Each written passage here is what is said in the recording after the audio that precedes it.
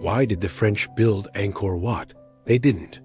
The French were colonial rulers of Cambodia from 1863 to 1953, but the construction of Angkor Wat began at least 5 centuries before the first European set foot in Cambodia. So who actually built it? The construction of this temple lasted for around 60 years, starting sometime during the reign of Suryavarman II, Jayavarman VII, between the years 1113 and 1150.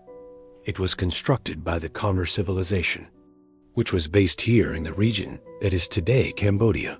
You can still see remnants of this ancient culture throughout the country, such as the ruins of Angkor Thom and Bayon Temple. The Khmer people were originally an offshoot of the ancient Funan civilization, which had its capital near present-day Vietnam.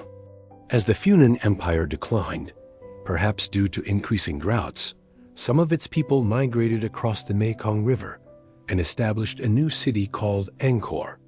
This became the capital of their new empire, which they named Khmer. Unlike most other empires of the time, the Khmer Empire was not a theocracy. It wasn't ruled by religious leaders or a god king. Instead, it was ruled by a powerful monarch who was considered the highest god among men. He was literally deified upon assuming the throne. The monarchs built huge temples like Angkor Wat to demonstrate their divine right to rule and to showcase their wealth and power. Let's just take a closer look at the architecture to see what we can learn about the Khmer society and religion.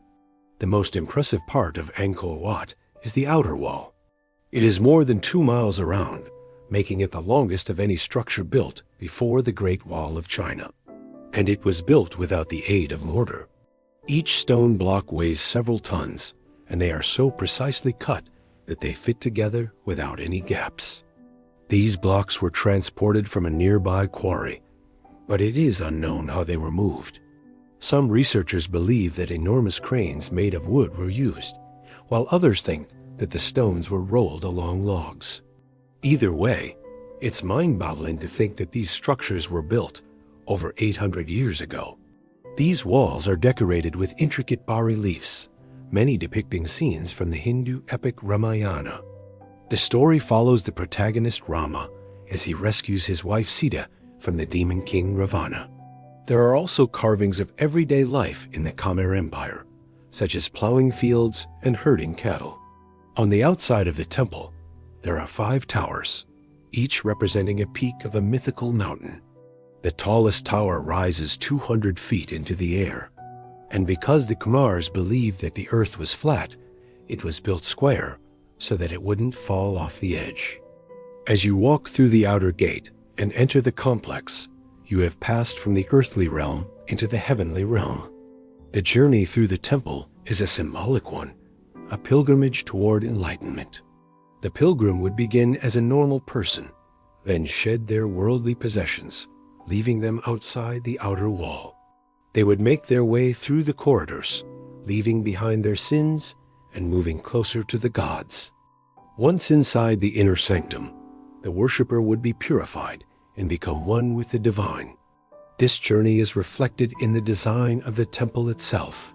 The layout of the temple is carefully designed so that the main entrance faces west, where the sun sets.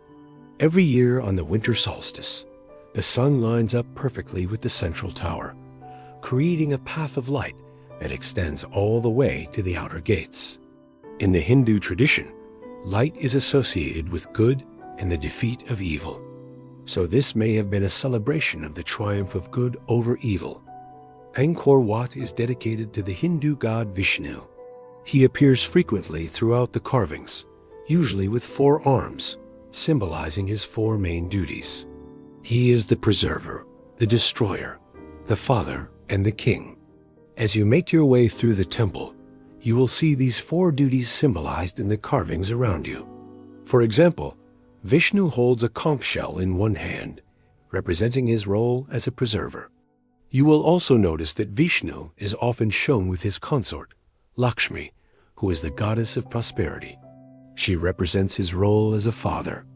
And finally, his third eye symbolizes his role as a king. Vishnu was not the only god worshipped at Angkor Wat. The Khmer kings claimed to be incarnations of Vishnu, but they were also devotees of Shiva.